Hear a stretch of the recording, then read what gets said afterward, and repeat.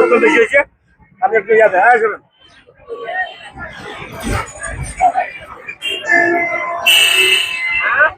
আসসালামু আলাইকুম। আমি আজকের খবর থেকে চিফ রিপোর্টার বাইজিৎ বলছিলাম। দর্শকবৃন্দ, আমি এর আগেও 3টে প্রতিবেদন করেছি, এটা দিয়ে 4টা হবে। আমাদের চ্যানেলের সাথে থাকার জন্য আপনাদের অসংখ্যভাবে ধন্যবাদ জানাই। আজকে বাংলাদেশের এই অবস্থার একটাই কারণ, রদবদল।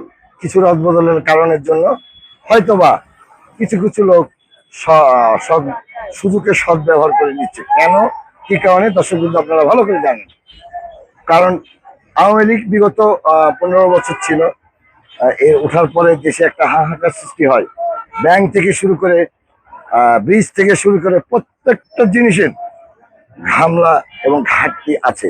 দর্শক কিন্তু আপনারা বুঝতে পারছেন যে কেন আজকে এই অবস্থা জনগণের হবে। কিছু অসৎ ব্যবসায়িক, কিছু অসৎ লোকের কারণে আজকে সাধারণ জনগণের এই কষ্ট।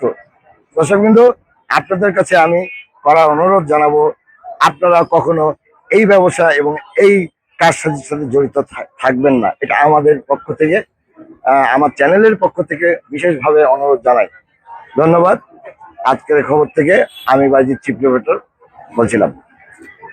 ঠিক আছে।